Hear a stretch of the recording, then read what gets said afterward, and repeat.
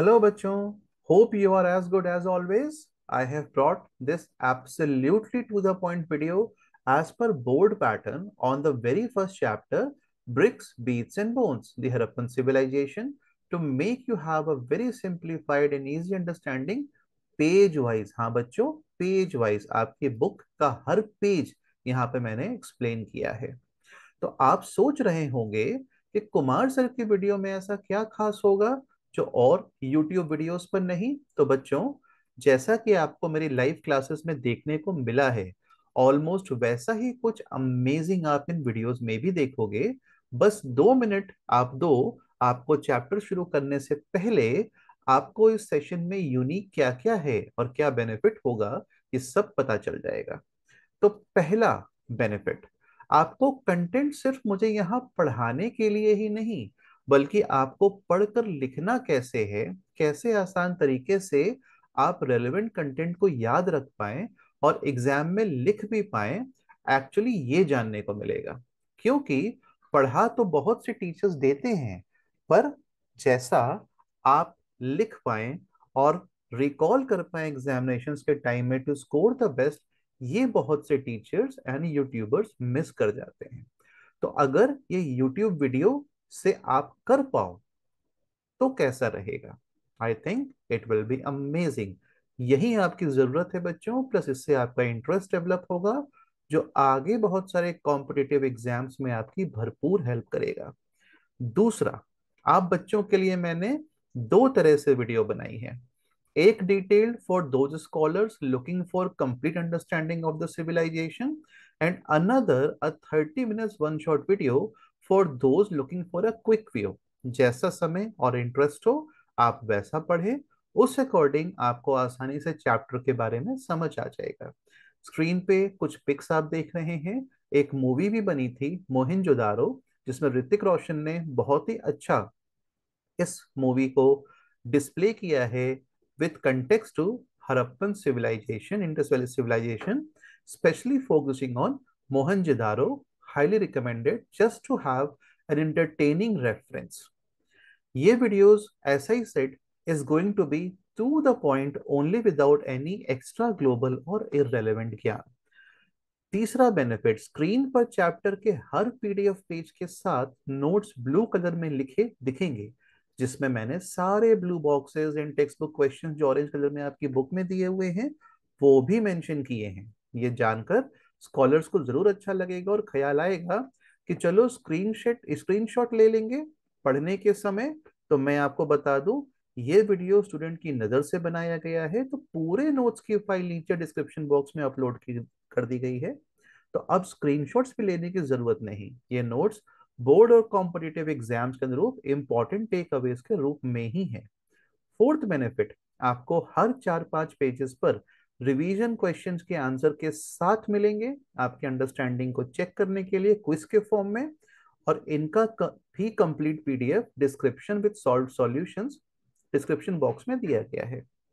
इतना ही नहीं, fifth benefit, आपको हर 4 से 5 पेजेस पर बोर्ड लेवल के हिसाब से भी क्वेश्चंस दिए गए हैं जो अब तक इन रिस्पेक्टिव टॉपिक से आए हैं। मैक्सिमम वो क्वेश्चंस की भी अलग पीडीएफ मैंने अपलोड कर दी है, और वो भी सॉल्व्ड सॉल्यूशंस के साथ, सारा कंटेंट मटेरियल एब्सोल्युटली फ्री।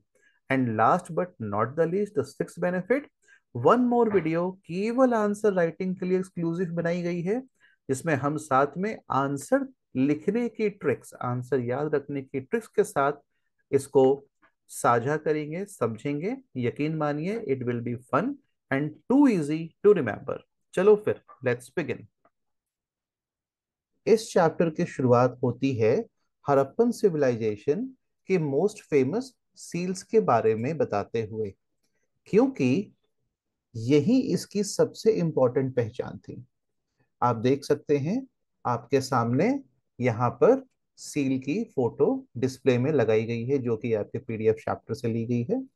छोटे छोटे square shaped, made of steatite. Steatite, हाँ बच्चों, ये एक सॉफ्ट स्टोन होता है जो इनग्रेविंग, नक्काशी के लिए उपयुक्त हुआ करता था। आप देख सकते हैं इसमें एनिमल मोटिव्स को नक्काशी के तौर पे इसको इनग्रेव स्टेटाइट स्टोन के ऊपर किया गया है। इन सील्स पर आपको मिलते हैं एनिमल्स के motifs. Motifs means symbols depicting culture, और एक मिस्टीरियस स्क्रिप्ट।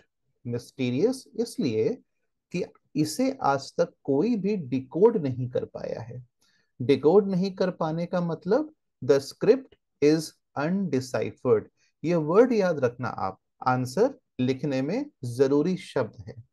आप देख पा रहे हैं मैंने हर चैप्टर का पीडीएफ हर स्लाइड पे पेज बाय पेज लगाया हुआ है, और उसका डिस्क्रिप्शन आपको एक बड़े ही सीक्वेंशियल ऑर्डर, एक अंडरस्टैंडिंग ऑर्डर के हिसाब से व्हाट व्हेन व्हाई हाउ के कॉन्सेप्ट में भी दे दिया है। प्लस हर पेज हर टॉपिक में क्विक टेक अवेज क्या रहेगा जो कि रिवीजन के समय बहुत काम आता है, वो भी यहाँ पे लगा रखा है।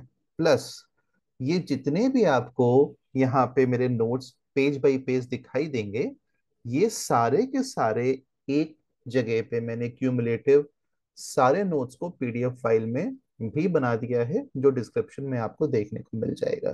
तो there is no need to take screenshots wasting time और टेकिंग पेन कि कोई नोट्स मेरे छूट ना जाए। Everything will be there in proper order for your help. Imagine करो बुल्स, एलिफेंट्स और एक यूनिकॉर्न जैसा क्रिएचर का डिजाइन, जैसा कि बिल्कुल कार्टून्स में हमको देखने को मिलता है आज की डेट में, ये सब सील्स पर इनग्रेव्ड था।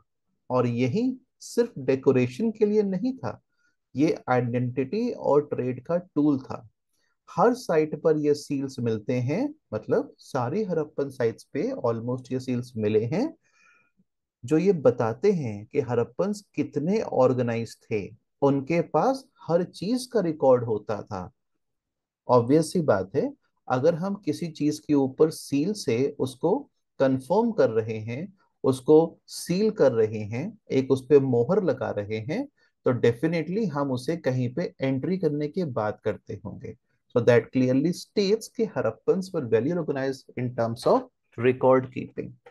सोचो, जैसे आपके स्कूल का स्टैंप हर ऑफिशियल डॉक्यूमेंट पर स्कूल की आइडेंटिटी के रूप में लगाया जाता है, वैसे ही काम हड़प्पन सील्स भी करते थे।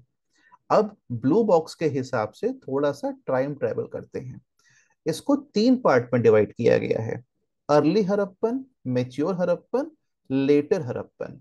आप देख सकते हैं अर्ली हड़प्पन 6000 से 2600 बीसी तक के पीरियड को कहते हैं। ये वो वक्त था जब फार्मिंग करना शुरू ही हुआ था। सोचो यही शुरुआत है जैसे आज हम किचन में किचन गार्डन स्टार्ट करते हो। मेच्योर हड़प्पन 2600 से 1900 बीसीई, ये हमारा मेन फेज है, the peak of urban life.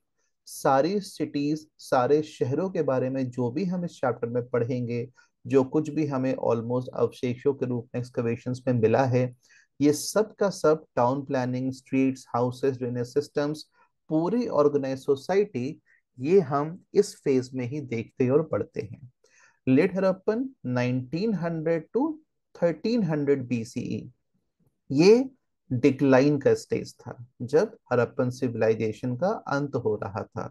जैसे एक ओल्ड शॉपिंग मॉल जिसमें पहले क्राउड होती थी, आज वो मॉल एम्प्टी हो गया।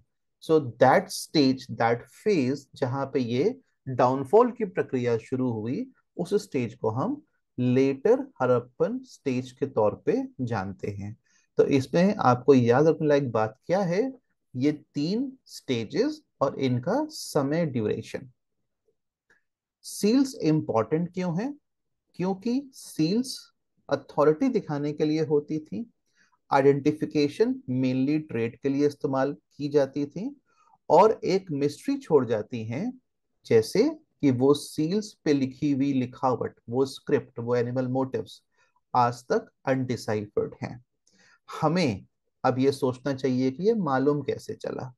आर्कियोलॉजिस्ट ने हमें बताया, जो कि इंडिया, पाकिस्तान और अफगानिस्तान तक जाकर के साइट्स को एक्सकवेट किया, एक्सकवेशंस में ये सील्स डिस्कवर किया, और उन्होंने स्टडी करके समझ करके हमें बताया कि हड़प्पन कल्चर, ये सील्स उनका बैकबोन थे। साथ ही साथ में हमें पॉटरी, टूल्स, बीड्स और ऑर्नामेंट्स को भी समझने में ये काफी हेल्पफुल हुए। क्विक टेकअवेज की बात करते हैं तो इसमें हमें स्टीएटाइट को ध्यान रखना है, जिसके ऊपर एनिमल मोटिव्स और मिस्टीरियस स्क्रिप्ट इनग्रेव की जाती थी। वेन की बात करते हैं तो अर्ली, मेच्योर और लेट हड़प्पन स्टेज के बारे में हमको समझना है, याद रखना है। आइडेंटिटी एंड अथॉरिटी इसके वाई के बारे में बताता है, और कैसे मालूम चला, that is the how portion, वो एक्सकवेशन से पता चलता है। नेक्स्ट पेज पे हम आते हैं, टॉपिक है Harappan settlements and the beginnings. चलिए अब हड़प्पन सेटलमेंट्स की बात करते हैं बच्चों। 2000 प्लस हड़प्पन साइट डिस्कवर हुए हैं, दो चार नहीं। हम जो मैप पे देख पाते हैं वो हमें बहुत ज्यादा नहीं दिखाई पड़ते, क्योंकि अगर हम 2000 साइट्स इस पे डिस्प्ले कर देंगे तो डेफिनेटली हम उसे समझ नहीं पाएंगे, पढ़ नहीं पाएंगे, इतना प्रिंट करना भी बहुत पॉसिबल नहीं हो पाएगा। These are the main cities, लेकिन जानकारी के लिए, good to know information, 2000 plus sites discover हुए हैं, मोस्टली इंडस और सरस्वती रिवर्स के पास। अभी बच्चों कई मैप्स में आपको सरस्वती रिवर देखने को नहीं मिलेगी, जैसे आप यहाँ पर देख पा रहे हो। This black line is of the Indus river and it's basin, it's tributaries. This blue line is completely the Saraswati river, जो समय के साथ साथ कम हो गई। उस टाइम पे ये दोनों नदियां साथ साथ ही बहती थी, और इस पूरे एरिया को हम Sindhu Saraswati basin, Indus Saraswati basin के नाम से जानते थे। ओके, तो इसको लेके कंफ्यूज नहीं होना, सारी की सारी साइट्स जो हमें मुख्य तौर पे पढ़नी और समझनी है वो इंडस और सरस्वती बेसिन के आसपास ही समझनी है। तो this is almost and almost the same area. Okay, and guess what, 2/3, that is 2/3 of the sites Saraswati river basin में ही पाई गई।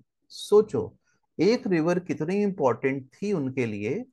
जैसे आज के टाइम में हम मुंबई और दिल्ली के रिवर्स के पास सेटलमेंट्स देखते हैं, वैसे ही वहां पर बंचेस के फॉर्म पे काफी सारे सिटीज, सेटलमेंट्स इंडस और सरस्वती रिवर के बेसिन में ही पाए गए। मेजर सेंटर्स उस वक्त जो थे फॉर ट्रेड, वो थे राखीगढ़ी, मोहनजोदारो, हड़प्पा, ढोलावीरा, कनवेरी वाला। आप देख सकते हो मैंने रेड कलर के एरो से इन पांचों मेजर सेंटर्स को मार्क कर दिया है। टाइमलाइंस के बारे में बात करेंगे। विलेजेस लगभग 7000 बीसीई से स्टैब्लिश होना शुरू हुए थे, धीमी धीमी ग्रोथ हो रही थी, और मेच्योर सिटीज 2600 बीसीई के पास तक स्टैब्लिश होने लग गए थे, जैसा कि हमने अर्लियर और मेच्योर हड़प्पन फेज में लास्ट स्लाइड पर देखा। सो यहाँ हम देखते हैं कि कल्चर की इवोल्यूशन स्टेप बाय स्टेप हुआ, बिल्कुल वैसे ही जैसे हम स्मॉल स्टार्टअप से मल्टीनेशनल कंपनी बनाते हुए देख पाते हैं। रिवर्स इंपॉर्टेंट थी, क्यों थी? क्योंकि एग्रीकल्चर, पॉपुलेशन और ट्रेड के लिए रिवर्स ही उस वक्त लाइफलाइन हुआ करती थी। उस वक्त एरो मोड तो था नहीं, प्लेन सिस्टम नहीं थे, उस वक्त जहाज और बाई रोड दो ही तरीके से हम ट्रेड कर पाते थे। चूंकि ओवरसीज ट्रेड होता था, फॉरेन कंट्रीज इन्वॉल्व थे इसमें, जो अभी आप आगे देखेंगे, तो river and ocean were the main sources of the trade. जैसे आज की सिटी में इलेक्ट्रिसिटी और वाटर सप्लाई के बिना कुछ नहीं होता, वैसे ही हड़प्पन के लिए रिवर्स सबसे ज्यादा क्रूशियल थी। हमें इसके बारे में कैसे पता चला? दैट इज हाउ, तो as we all know, excavations, archaeologist ने एक्सकवेट किया, उसमें से पॉटरी, टूल्स, अर्ली रिमेन्स को पाया, और उनके इवोल्यूशन को अपने पढ़ाई से, अपनी टेक्नोलॉजी से स्टैब्लिश किया, तो जाके हमें ये सारी इंफॉर्मेशन पता चलती है। क्विक टेकअवेज क्या रहेंगे इसमें? 2000 साइट्स डिस्कवर हुई, mainly Indus and Saraswati basin. इस पेज पे आपको ये ध्यान रखना है, इस टॉपिक में आपको ये ध्यान रखना है। कब? जब हम स्टैब्लिशमेंट से लेके अर्बन हड़प्पन सिटीज को स्टैब्लिश होते हुए देख रहे थे, मतलब the earlier and the mature Harappan phase. Why, क्या वाई था इस पेज पे? That was all about the rivers. River सबसे इंपॉर्टेंट क्यों थे? क्योंकि इनका सारा का सारा ट्रेड मेनली रिवर्स के थ्रू ही एक शहर से दूसरे शहर और उसके बाद दूसरे कंट्री तक जाता था। रिवर्स इसलिए उनकी लाइफलाइन थी। और कैसे पता चलता है? From excavations and artefacts. अब हम इसी में, ये आप देख पाएंगे, जैसा मैंने आपको सरस्वती रिवर को हाईलाइट करते हुए पांचों मुख्य important cities Indus Saraswati basin की यहाँ पे दिखाए हैं on the right hand side of map. Left hand side पे जो ये पहला मैप आप देख पा रहे हैं वो ऑलरेडी आपके पीडीएफ में दिया हुआ है, जहाँ पे main important sites of Harappa display की गई हैं। थोड़ा सा इसको और हमने जूम इन किया है, तो हमें यहाँ पे दिखाई देता है वो तीनों कंट्रीज जहाँ पे ये साइट्स पाए गए हैं। सबसे ज्यादा साइट्स आज के पाकिस्तान में हमें दिखाई देती हैं, कुछ अफगानिस्तान में पाई गई, बाकी इंडिया में पाई गई। तो ज्योग्राफिकल स्प्रेड क्या था? बियॉन्ड इंडस रीजन हम देखते हैं अफगानिस्तान, बालूचिस्तान, सिंध, पंजाब, पाकिस्तान। इंडिया में जम्मू एंड कश्मीर से शुरू होता है, महाराष्ट्र तक चला जाता है। पंजाब, हरियाणा, राजस्थान, उत्तर प्रदेश एंड गुजरात में मैक्सिमम साइट्स पाई गई हैं। ये सेम मैप जो आपके पीडीएफ में दिया हुआ है। तो यहाँ पे भी मैंने पांचों इंपॉर्टेंट मेजर सेंटर्स को रेड एरो से मार्क कर दिया है फॉर योर इजी कन्वीनियंस। आगे बढ़ते हैं। Subsistence strategies. सबसिस्टेंस का मतलब क्या होता है? अपने जीवन यापन के लिए अपनी सुविधा, अपने जरूरत के आधार पर अपनी जरूरतों को जुटाना, जिससे हमारा जीवन चल सके, उसको हम सबसिस्टेंस कहते हैं। तो उस चीज को कर पाने के लिए क्या स्ट्रेटजीज थी, कैसे हड़प्पन्स अपनी लाइफ को जीते थे, वो देखेंगे। हड़प्पन की डेली लाइफ और डाइट के बारे में समझेंगे।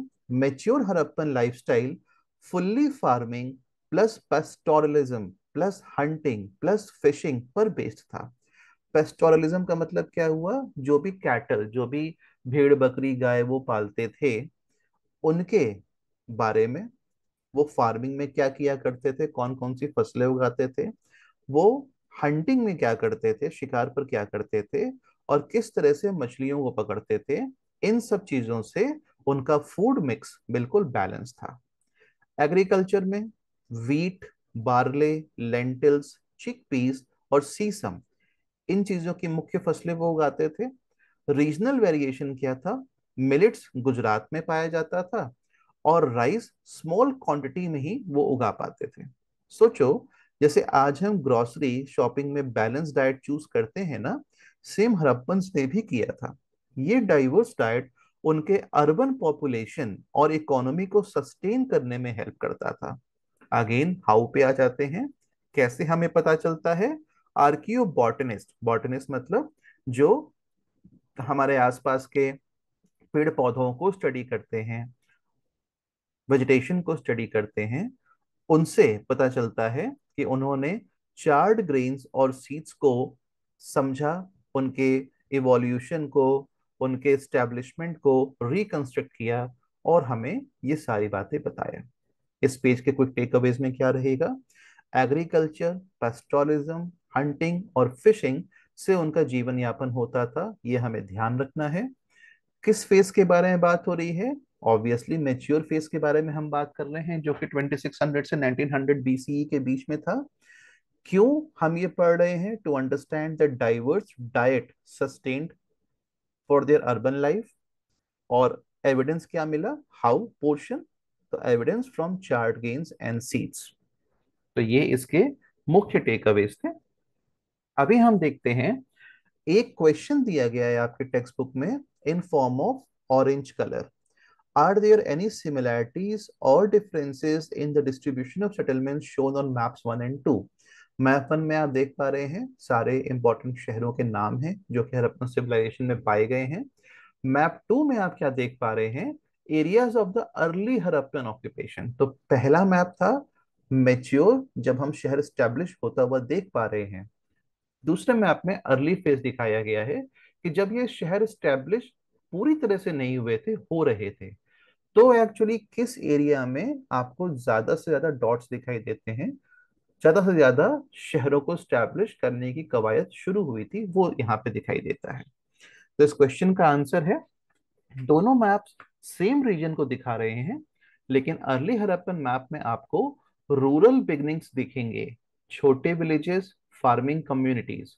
वही मेच्योर हड़प्पन मैप में अर्बन ग्रोथ, डेंस सेटलमेंट्स और कॉम्प्लेक्स सोशियो इकोनॉमिक ऑर्गेनाइजेशन दिखता है। तो सिंपल वर्ड्स में, जैसे एक स्मॉल टाउन ग्रेजुअली एक बिग सिटी बन जाता है, वैसे ही हड़प्पन सेटलमेंट्स का इवोल्यूशन हुआ, जो इन दोनों मैप में हम कोरिलेट कर सकते हैं। बच्चों, अब बात करेंगे हम हड़प्पन्स के एनिमल्स और एग्रीकल्चरल प्रैक्टिसेस, मतलब फार्मिंग प्रैक्टिसेस के बारे में। सोचो, 4000 टू 5000 ईयर्स पहले लोग कैसे अपनी फूड एंड इकोनॉमी मैनेज करते होंगे। Animals, cattle, sheep, goats, buffalo और पिग्स डोमेस्टिकेट किए जाते थे, और हंटिंग भी होती थी। हमें ये एक्चुअली क्लियर नहीं है कि हड़प्पन्स किसी हंटिंग कम्युनिटी से जानवरों के फ्लैश को परचेज करते थे, या वो खुद भी हंटिंग करते थे। वैसे दोनों की ही पॉसिबिलिटीज सोची गई है। हंटिंग जो होती थी, जैसे डियर की और बोर्स की। इमेजिन अ स्मॉल विलेज जहां लोग अपने लाइफ स्टॉक का ध्यान रखते हैं और जंगल से हंटिंग भी करते होंगे। So this needs planning, isn't it? तो वो एक प्लान फॉर्म में अपनी लाइफ को जीते थे। क्रॉप्स के बारे में हमने लास्ट पेज पे भी देखा था, लास्ट पीडीएफ। पीडीएफ का मतलब है आपकी बुक। क्रॉप्स में वीट, बार्ले, चिकपीस, सीसम और लेंटिल्स कॉमन हुआ करते थे। गुजरात में मिलेट्स, जैसा कि हमने देखा कि साइंस पाए गए, और राइस की अवेलेबिलिटी बहुत ही कम साइट्स पे पाई गई है, तो राइस रेयर था उस समय। रीजनल अडेप्टेशन इसका मतलब था वहां पर, जैसे आज के टाइम में नॉर्थ इंडिया में वीट और साउथ में राइस ज्यादा होता है, उसी प्रकार उस जमाने में अगर गुजरात के एरिया को हम देखते हैं, तो मिलेट्स ज्यादा पाए गए और राइस की अवेलेबिलिटी कम पाई गई।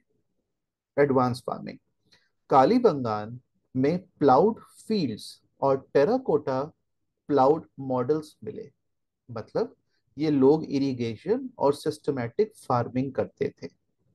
प्लाउड फील्ड्स का मतलब आप समझ रहे हैं, प्रॉपर बैलगाड़ी से खेतों को जोतना, जिसमें हम लेन्स बनाएंगे, उसमें हम बीज बोएंगे, प्रॉपर एक क्रॉप दो क्रॉप जैसा हमें सिस्टम पता हो वैसा हम उगा सकते हैं।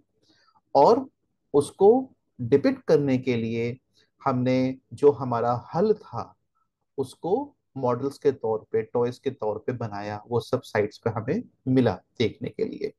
कालीबंगान वो एरिया था जहां पे हमें ये प्लाउड फील्ड्स दिखे। कब की बात है ये? एज वी ऑल नो, ये मेच्योर हड़प्पन फेज की बात है। ईयर याद बिल्कुल रखेंगे आप लोग, 2600 टू 1900 बीसीई। इंपॉर्टेंट क्यों है ये टॉपिक? एग्रीकल्चर बैकबोन थी, और बैकबोन आज के सिस्टम की भी है। अर्बन सेंटर्स को सस्टेन हमेशा एग्रीकल्चर करता है। फूड सिक्योरिटी और बैलेंस डाइट को भी इसने इंश्योर किया। इरिगेशन हमेशा सेमी एरिड रीजन्स में क्रूशियल था, मतलब जहां पे जमीन और पानी दोनों की मुख्य रूप से अवेलेबिलिटी हो। जैसे आज हम ड्रिप इरिगेशन यूज करते हैं, उस तरह उस वक्त भी इरिगेशन का इस्तेमाल होता था। कैसे हमें ये जानने को मिला? जैसे हमने पहले के पेजेस में भी देखा है, आर्कियोलॉजिस्ट ने चार्ड ग्रेन्स को स्टडी किया, अवशेषों में पाए गए बोन्स को, प्लाउ मॉडल्स को और इरिगेशन स्ट्रक्चर्स को स्टडी किया। वेल्स, कैनाल्स और रिजर्वॉयर्स जो हमें एक्सकेवेशंस में मिले, वो इस बात का प्रमाण है, इस बात को प्रूव करते हैं जो हमने अभी तक इस पेज पर देखा। तो क्विक टेक अवेज क्या रहेगा इस पेज का? वॉट में क्या हमें समझने लायक है? डोमेस्टिकेटेड कैटल जो ये क्रॉप्स उगाते थे, उनके नाम wheat, barley, millets and rice rarely. कब की बात है? Mature Harappan phase. Why? To have sustained cities and to know about the balance diet. And how? Again excavations by the archaeologist, जो हमें ग्रेन्स, बोन्स, प्लाउज और इरिगेशन के बारे में बताते हैं। नेक्स्ट पेज पे हम देखते हैं आर्टिफैक्ट्स एंड डेली लाइफ के बारे में। अब हम हड़प्पन्स के डेली लाइफ और उनके टूल्स के बारे में यहाँ पर जानेंगे। Grinding and cooking tools, querns और ग्राइंडिंग स्टोन्स सीरियल्स के लिए यूज होते थे। दो प्रकार के थे ये, रोलिंग क्वेंस और करी स्टोन्स या पाउंडिंग स्टोन्स। रोलिंग क्वेंस थे फॉरवर्ड बैकवर्ड ग्राइंडिंग के लिए, जो रोल हो सकते हैं। पाउंडिंग स्टोन्स या करी स्टोन्स स्पाइसेस और मसाले के लिए। इमेजिन अ मॉडर्न किचन जिसमें मिक्सर ग्राइंडर या पेस्टल मोर्टार हो। बिल्कुल वैसे हड़प्पन्स के पास अपनी फूड प्रोसेसिंग टेक्नोलॉजी थी।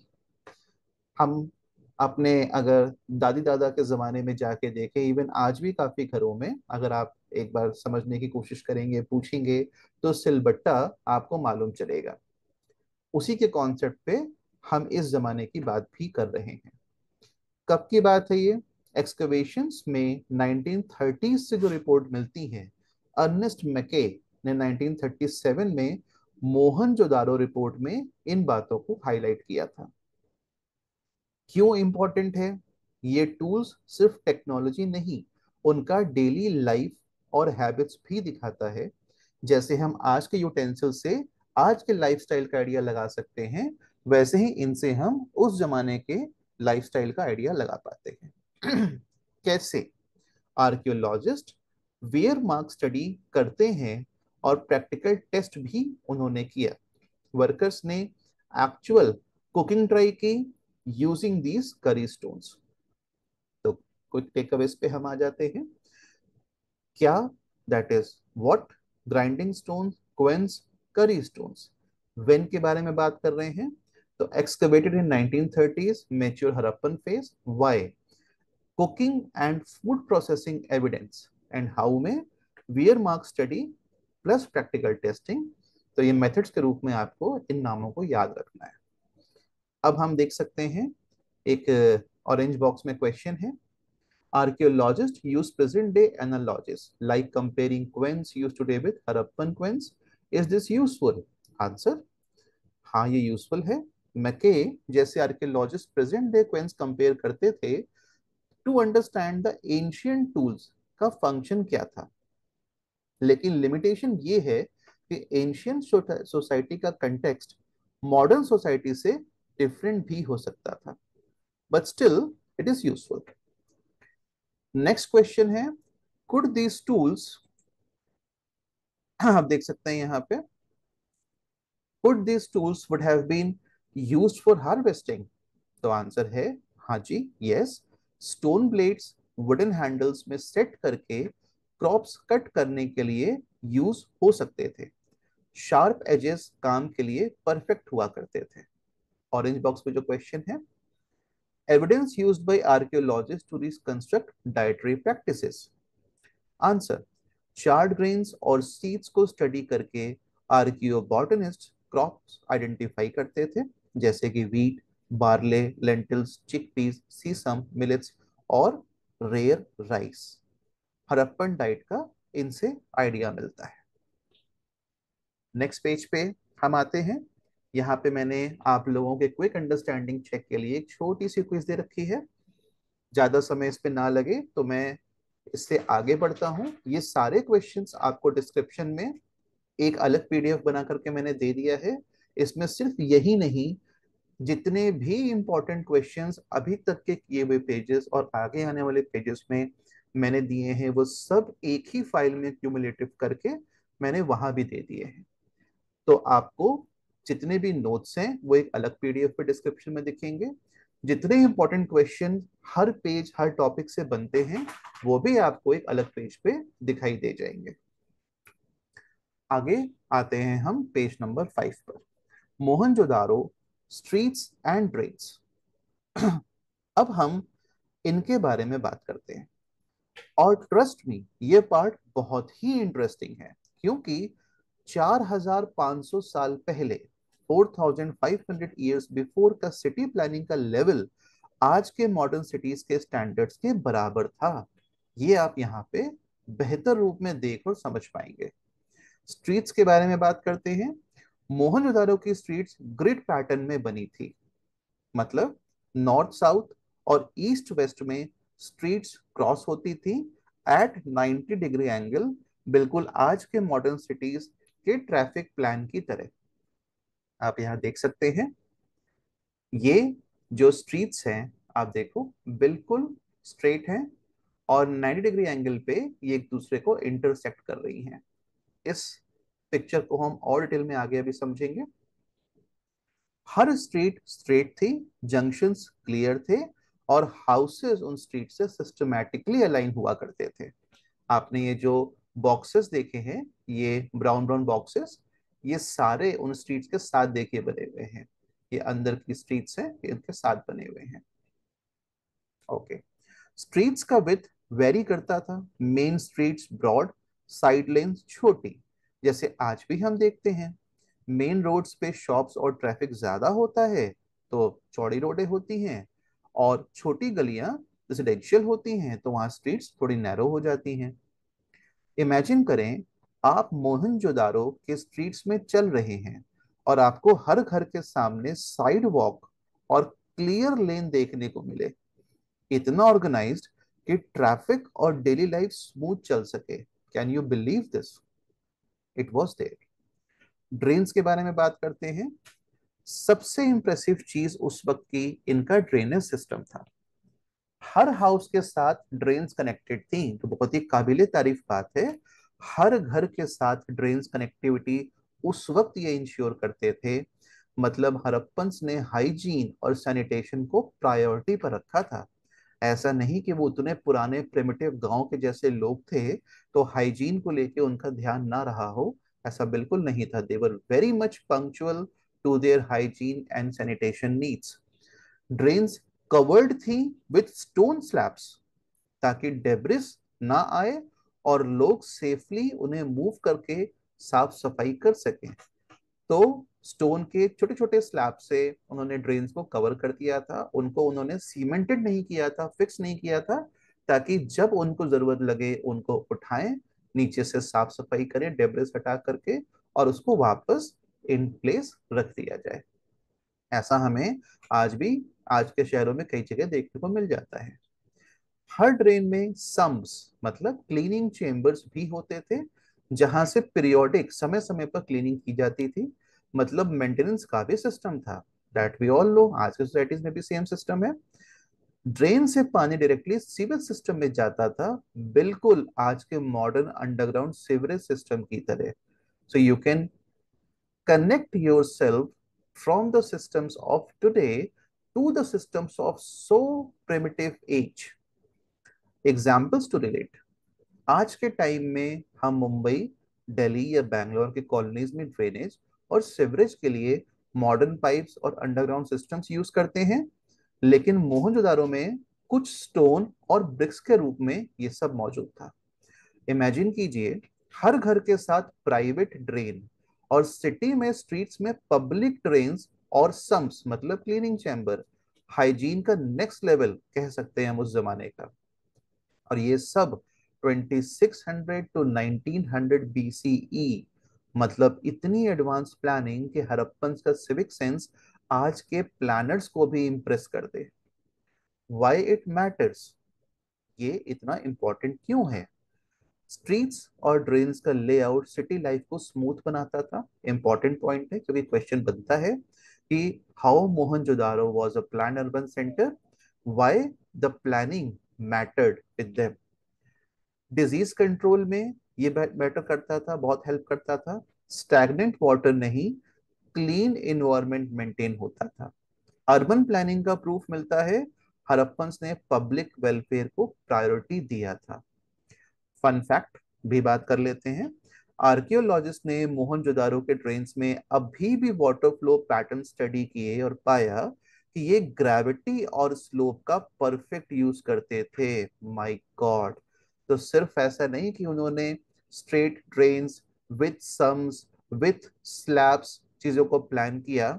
उन्होंने ड्रेन्स बनाते समय इस बात का भी बखूबी ध्यान रखा कि ये ग्रेविटी और स्लोप के तालमेल से बने, ताकि पानी अपने आप ड्रेन आउट होता चला जाए, कहीं भी रुकावट ना बने।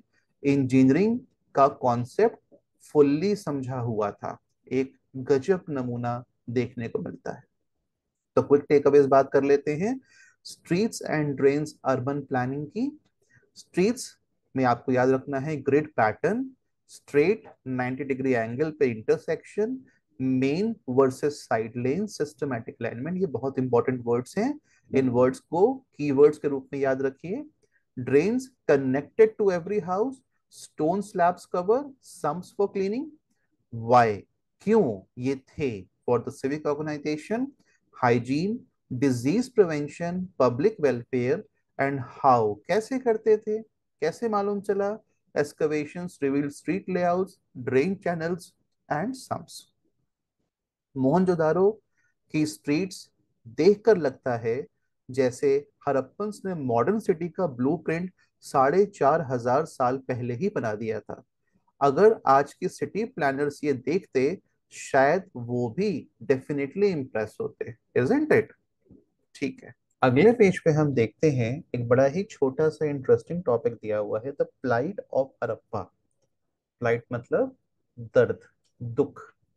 ऑल्दो हड़प्पा सबसे पहला इंडस वैली का साइट था जो डिस्कवर हुआ, लेकिन इसको बहुत ज्यादा नुकसान भी पहुंचाया गया। किनके थ्रू? ईंटों के चोरों के थ्रू, द ब्रिक रॉबर्स। ये ईंट चुरा ले गए हड़प्पन साइट से बहुत ज्यादा मात्रा में। ऑलरेडी 1875 में ही अलेक्जेंडर कनिंगहाम, जो ASI archaeological survey of India के फर्स्ट डायरेक्टर जनरल थे, इंपॉर्टेंट टू रिमेंबर बच्चों, और जिन्हें फादर ऑफ इंडियन आर्कियोलॉजी भी कहा जाता है, तो ध्यान रखना है, उन्होंने नोट किया कि हड़प्पा से इतनी ब्रिक्स उठाई गई हैं, मतलब चोरी की गई हैं, जिनसे लगभग 100 माइल्स की रेलवे लाइन, अगर हम शहर से शहर का नाम लेके बात करें, तो लाहौर से मुल्तान तक बनाया जा सकता था। इस वजह से बहुत सारे एंशियंट स्ट्रक्चर्स हड़प्पा में डिस्ट्रॉय हो गए। वहीं अगर मोहनजोदारो की बात करें, तो वो कंपैरेटिवली ज्यादा अच्छी तरह प्रिजर्व पाया गया। तो इसमें ये बातें इंपॉर्टेंट हैं आपको याद रखने के लिए। कुछ और चीजें भी हम अर्बन टाउन प्लानिंग में एक बार फिर से डिस्कस कर लेते हैं। हड़प्पन सिविलाइजेशन का सबसे यूनिक फीचर था उनका प्लान्ड अर्बन सेंटर। जैसे सबसे फेमस साइट जो उनकी इस स्ट्रक्चर में पाई गई है, प्रिजर्व, जिसे हम स्टडी कर पाए हैं, दैट इज मोहेनजोदारो। लेकिन सबसे पहले जो साइट डिस्कवर हुई थी वो थी हड़प्पा। मोहनजोदारो के सेटलमेंट्स दो पार्ट्स में डिवाइडेड थी, सिटाडेल एंड लोअर टाउन। तो शहर को दो पार्ट में बनाया गया था। एक ऊपर की तरफ का एरिया, जिसको कि हम सिटाडेल कहते हैं, ऊंची चोटी पर, और जो नीचे की तरफ का एरिया था उसे हम लोअर टाउन कहते थे। आर्कियोलॉजिस्ट इन दोनों को अलग नाम देते हैं। सिटाडेल ऊपर इसलिए था क्योंकि बिल्डिंग्स को मड और ब्रिक प्लेटफॉर्म्स पर बनाया गया था, मतलब कच्ची ईंटें और पक्की ईंटें दोनों से बनाया गया था। ये एरिया वॉल से घिरा होता था। इंग्लिश में आप लिखोगे इसे, इट वॉज फोर्टिफाइड। इसका मतलब था सिटाडेल अलग से सिक्योर था लोअर टाउन से। कोई भी लोअर टाउन से सिटाडेल के एरिया में बिना एंट्री गेट से पास हुए नहीं जा सकता था।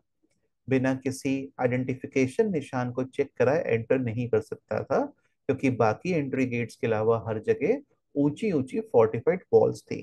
तो ये लोगों को अलग अलग करने के लिए था कि लोअर टाउन के लोग अपर टाउन जैसे एरिया में, अच्छे जैसे एरिया में, जहाँ पे एडमिनिस्ट्रेटिव स्टाफ और पब्लिक बिल्डिंग्स आप आगे आपको देखने को मिलेगा, उन तक आसानी से ना पहुंच जाए। लोअर टाउन भी वॉल्ड हुआ करता था, ताकि लोअर टाउन के जो बाहर के वहां पे आने वाले जो लोग होंगे वो डायरेक्टली उन तक ना पहुंच सकें। सिक्योरिटी पर्पजेस के लिए भी था। यहाँ भी बिल्डिंग्स प्लेटफॉर्म पर बनी थी जो फाउंडेशन का काम करती थी। कैलकुलेशन के हिसाब से सिर्फ फाउंडेशंस बनाने में ही लगभग 4 मिलियन % डेज लगे होंगे। इसको भी आपको याद रखना है। मतलब एक एक लेबरर अगर दिन में सिर्फ 1 क्यूबिक मीटर मिट्टी हिलाता तो इतना काम करने के लिए हजारों लोगों को मोबिलाइज करना पड़ता। इसे हम एक इम्पॉर्टेंट चीज समझ आती है इनसे एक इम्पॉर्टेंट चीज समझ में आती है। पहले प्लेटफॉर्म्स बनाए गए और फिर उनके ऊपर ही सारा कंस्ट्रक्शन किया गया। मतलब ये सिटी पूरी तरह प्लान्ड था और फिर सिस्टमैटिकली इसकी सारी चीजों को इम्प्लीमेंट किया गया। और प्लानिंग्स का एक और बहुत ही शानदार एविडेंस मिलता है स्टैंडर्डाइज ब्रिक्स। स्टैंडर्डाइज का मतलब हर जगह एक जैसा, एक ही शेप और आकार का। चाहे ब्रिक्स सन ड्राइड हो या बेट, मतलब कच्चा या पक्का, उनका रेशियो ईंटों का फिक्स होता था 4:2:1 में। लेंथ कितनी होती थी? जो ब्रिक की हाइट होगी उसकी 4 टाइम्स। ब्रेथ कितनी होगी? जो ब्रिक की हाइट होगी उसकी 2 टाइम्स। ऐसी ही रेशियो वाली ब्रिक्स सारे हड़प्पा सेटलमेंट्स में यूज होती थी। अब एक क्वेश्चन है आपके बुक में से, येलो बॉक्स में, how is the lower town different from the citadel? Lower town और सिटेडल दोनों अलग अलग पार्ट्स थे मोहेंजोदारो के। सिटेडल छोटा था, ध्यान रखिए, लोअर टाउन सिटेडल छोटा एरिया था पर ऊंची जगह पर बना था क्योंकि लोग कम थे। लोअर टाउन में लोग बहुत ज्यादा थे, आम जनता ज्यादा होती है। और उसको मड और ब्रिक प्लेटफॉर्म्स पर कंस्ट्रक्ट किया गया था। ये वॉल्ड था, फोर्टिफाइड था, मतलब अलग से सिक्योर और प्रोटेक्टेड एरिया था। लोअर टाउन कंपैरेटिवली बहुत बड़ा था लेकिन नीचे वाली जगह पर था, ये भी वॉल्ड था, फोर्टिफाइड था। और यहाँ पर हाउसेज और बिल्डिंग प्लेटफॉर्म पर बनाए गए थे जो फाउंडेशन का काम करते थे। सिंपल वर्ड्स में, सिटाडल चोटी के ऊपर सिक्योर एरिया, लोअर टाउन बड़ा नीचे वाला सेटलमेंट। हड़प्पन्स ने अपने शहरों को एकदम प्लान तरीके से बनाया था, ये तो हम अब बिल्कुल समझ चुके हैं, देख पा रहे हैं।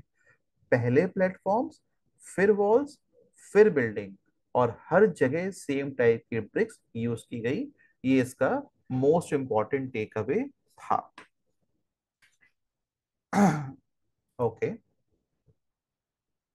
इसके बाद हम यहाँ पे देख सकते हैं, जो हमने ड्रेन्स की बात की थी, आप देखिए कितनी क्रिएटिव फॉर्म में ड्रेन्स को बनाया गया था। एंड सो ह्यूज देवर, एक पूरा इंसान आपको सामने खड़ा होके दिख पा रहा है। नेक्स्ट पेज पे आते हैं, page number 7, which is containing the topic of domestic architecture. अब हम मोहनजोदारो के घरों के आर्किटेक्चर की बात करेंगे बच्चों। बिलीव मी, ये घर डिजाइन देख के आपको लगेगा कि हड़प्पन्स कितने स्मार्ट और प्रैक्टिकल थे। जैसा कि आप सामने प्रॉपर एक घर का मैप देख पा रहे हैं, इस तरह के कुछ मैप हम आज के घरों का भी देखते हैं। लेकिन क्या ये पॉसिबल आज से 4,500 साल पहले, इतने सालों पहले भी था? जो मैच्योर हड़प्पन फेज था, लाइक 2600 से 1900 BC तक, उसमें भी ऐसे ही मैप बनते थे। ये हमें यहाँ पे देखने को मिला। कोर्टयार्ड हाउसेस, हर घर एक सेंट्रल कोर्टयार्ड के अराउंड बनाया गया था। आप देख पा रहे हैं, एक सेंट्रल कोर्टयार्ड है यहाँ पे, इस मैप में आप देखिए। और रूम्स इस कोर्टयार्ड के चारों तरफ खुलते थे, जैसा कि आप देख पा रहे हैं। Courtyard was the hub. यहाँ कुकिंग, वीविंग और डेली एक्टिविटीज जो भी उनकी होती होंगी वो होती थी। एंट्रेंसेस आप देख पा रहे हैं, वो इनडायरेक्ट और नैरो होते थे। मतलब आप पतला सा एंट्रेंस देख पा रहे हैं लेकिन सीधा वो कोर्टयार्ड में नहीं ओपन हो रहा है, वो इनडायरेक्ट है और नैरो है। मतलब कोई भी सीधा घर के अंदर नहीं जा सकता था। इसका मतलब ये प्राइवेसी का बखूबी ख्याल रखते थे, इनके लिए बहुत इंपॉर्टेंट थी प्राइवेसी।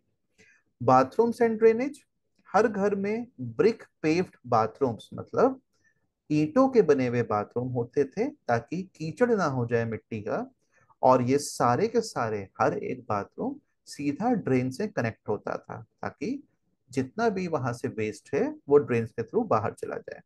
सम हाउसेस, कुछ घरों में तो प्राइवेट वेल्स और स्टेयर केसेस भी पाए गए जो कि ऊपर की फ्लोर ले जाते थे। मतलब डबल स्टोरी मकान भी थे, और इसका मतलब छत सिस्टम भी था जिसके ऊपर वो सेकंड फ्लोर पे चल पाते होंगे, सो पाते होंगे। और जो कुओं की हमने बात की, वेल्स की हमने बात की, मोहेंजोदारो में लगभग 700 वेल्स हमने खुदाई में पाए। कब की बात हो रही है एक बार फिर से समझते हैं, that is 2600 to 1900 BCE. Why? Why में हम क्या देखेंगे? हड़प्पन्स ने प्रिवेसी, हाइजीन और क्लाइमेट अडेप्टेशन को बहुत वैल्यू किया। कोर्टयार्ड्स नेचुरली कूल रखते थे, प्राइवेट वेल्स वाटर एक्सेस देते थे, और ड्रेन्स हाइजीन इंश्योर करते थे। तो तीनों ही कितनी काम की चीजें थी। तो किन चीजों से ये डोमेस्टिक आर्किटेक्चर इतना सक्सेसफुल था वो हमने देखा। क्विक टेकअवेज क्या रहेंगे इसमें? वॉट में courtyard houses, privacy focused bathrooms and wells, ये चार बातों को लिखना नहीं भूलना है। कब की बात है? Mature Harappan phase. वाई में climate adaptation, hygiene, privacy, water access, और हाउ एक्सकवेशंस में पाया गया, जिसमें कि हमें लेआउट्स दिखाई देते हैं, ड्रेन्स दिखाई देते हैं, स्टेयर केसेस और वेल्स दिखाई देते हैं। येलो बॉक्स में क्वेश्चन दिया हुआ है, where is the courtyard, where are the two staircases, what is the entrance like, जो अभी हमने देखा भी था। courtyard is open central area surrounded by rooms, activities centered here। two staircases access to roof और upper floor, जैसे यहाँ पे भी एक staircase आप देख रहे हैं, यहाँ पे भी आप staircase देख रहे हैं। entrance narrow and direct, not open directly to courtyard, means privacy। अब हम नेक्स्ट पेज पे आते हैं। नेक्स्ट पेज हमें अब एक्सक्लूसिवली सिटाडेल के बारे में बताता है। आप देखिए, इससे पहला जो हमारे सामने मैप था वहां पे हमें सिटाडेल के बारे में बता रहा था, ये रहा, और लोअर टाउन बता रहा था। जैसा कि आपने देखा, सिटाडेल छोटा होता है और लोअर टाउन काफी बड़ा होता है। अब हम नेक्स्ट टॉपिक के रूप में एक्सक्लूसिवली सिटाडेल के बारे में पढ़ेंगे कि व्हाट वर सिटाडेल्स। सिटाडेल्स को ऊपर की तरफ बनाया जाता था, फोर्टिफाइड होते थे, काफी स्ट्रक्चर्ड फॉर्म में था, और यहाँ पे ही मैक्सिमम पब्लिक बिल्डिंग्स होती थी। इसको हम सिटी का हार्ट समझ सकते हैं। Citadel is the elevated part of the city. Important public structures यहाँ पे होते हैं। मोस्ट इंपॉर्टेंट ग्रेट बाथ यहाँ पे पाया गया, आप देख सकते हैं इस मैप में, ये रहा ग्रेट बाथ का एरिया। ये वाटर टाइट टैंक होता था, स्टेयर केसेस होते थे, कॉरिडोर्स होते थे, वेल्स के पास बनता था। रिचुअल या सेरेमोनियल पर्पस के लिए इसका इस्तेमाल होता होगा, ऐसा हमें जानने को मिला है from the studies, from the excavations. आप देखिए, ये ग्रेट बाथ का एरिया है, ये स्टेयर केसेस है इसमें उतरने के लिए, यहाँ पे आप चेंजिंग रूम्स देख सकते हैं, साइड में आपको वेल्स भी देखने को मिलेंगे। इन्हीं वेल से पानी निकाल के इस ग्रेट बाथ को फिल किया जाता होगा। मोर्टार्स और जिप्सम से सारे ब्रिक्स को सील आउट किया गया है ताकि ये वाटर टाइट टैंक बने। आगे समझेंगे इसके बारे में। आगे बढ़ते हैं हम।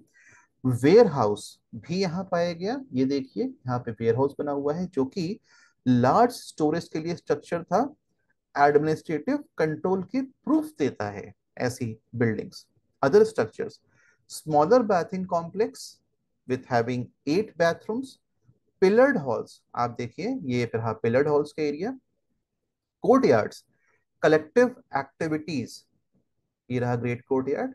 ये सब कुछ हमें हो सकता है रिचुअल्स के फॉर्म में इस्तेमाल होता हो, एडमिनिस्ट्रेटिव पर्पजेस के लिए इस्तेमाल होता हो, की जानकारी मिलती है। अगेन किस फेज के बारे में बात हो रही है? The wind time is mature Harappan phase. Why? Because here we see great bath and warehouses. How? Excavations में जिप्सम, मोर्टार, ब्रिक फाउंडेशंस मिले जिनसे कि इनका फंक्शन कंफर्म हुआ। इसमें क्विक टेक अवेज क्या हो सकता है? Citadel with great bath, warehouse and other public buildings को ध्यान रखेंगे।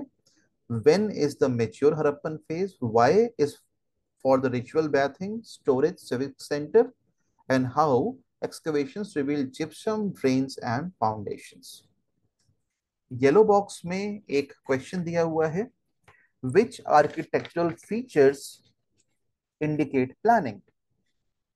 Okay, so answer is grid pattern streets, drainage system connected to all houses, courtyard based houses, privacy in architecture, indirect entrance याद रखेंगे, no street facing windows। एक इनका जो entrance था वो इनडायरेक्ट होता था, नैरो होता था, ताकि कोई भी डायरेक्टली कोर्ट यार्ड तक ना देख पाए।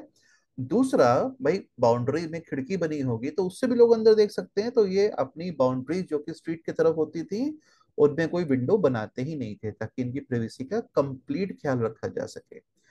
Public buildings on citadel, standardise bricks, that is 4:2:1 के रेशियो में। Provision of wells 700 in numbers पर फाउंड। तो ये 7 बातें आप याद रख सकते हैं to define the architectural features that indicates planning. कि प्लान्ड फॉर्म आर्किटेक्चर होता था, कैसे पता चलता है, तो इन 7 चीजों से पता चलता है।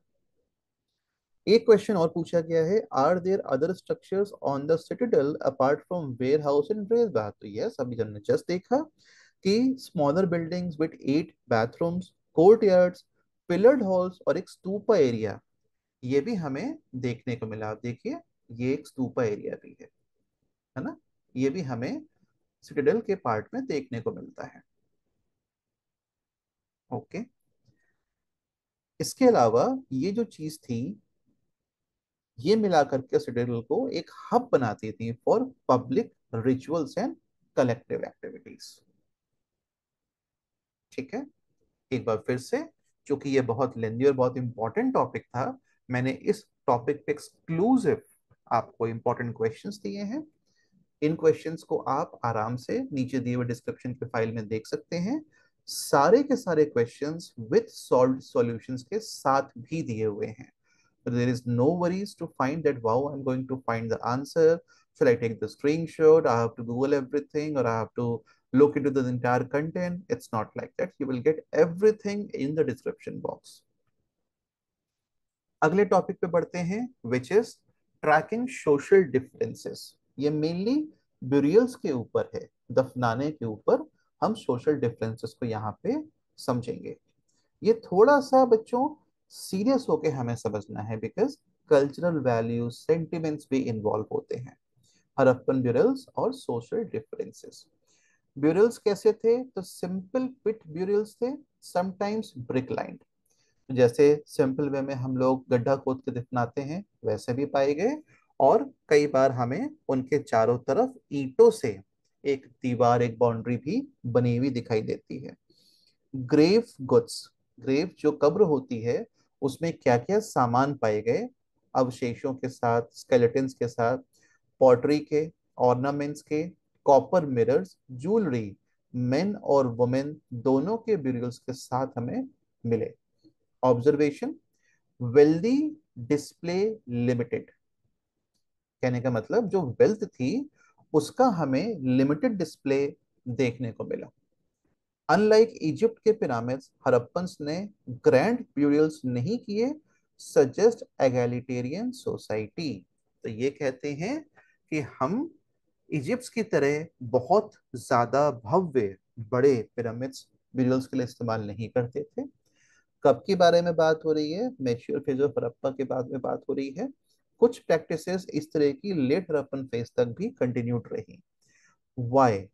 ब्यूरियल्स से सोसाइटी के डिफरेंसेस का आइडिया मिलता है, लेकिन ज्यादा लग्जरी नहीं दिखती हड़प्पन सिविलाइजेशन में, राइट? एंड आर्कियोलॉजिस्ट ने सेंटीमीटर्स के हिसाब से चीजों को, जितने भी सिमेट्रीज थे, स्टडी किया, उनसे उनको आइडिया मिला। ब्रिक लाइन पिट्स और ग्रेव कुड्स से सोशल और इकोनॉमिक डिस्टिंक्शंस को ट्रेस किया। क्विक टेक अवेज क्या रहेगा इसमें? क्या मिला, कैसे हम डिफरेंसेस समझ पाए? From the pit burials with pottery, jewellery, copper mirrors. कब के बारे में बात हो रही है? मेच्योर ओपन फेज और थोड़ा सा later open phase. Why? For the simple society understanding with limited wealth display. And how cemeteries and grave goods studied, कब्रों को और उसके अंदर पाए गए सामान के अवशेषों को स्टडी। अगला टॉपिक हम देखते हैं, लग्जरीज 4.2। एक्चुअली ये आर्टिफैक्ट्स के ऊपर डिवाइड किया गया था दो ब्रॉड कैटेगरीज में। एक जो हम रोजमर्रा के इस्तेमाल में लाते हो, जिसे हम डेली यूज आइटम्स कहते हैं।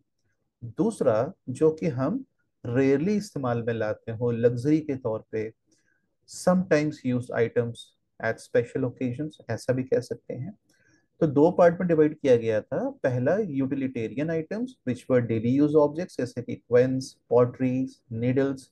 और लग्जरी आइटम्स जिसमें कि costly, non local, complex technology से बने रेयर आइटम्स जैसे कि फाइन स्पॉट्स, ये कैटेगराइज किए गए।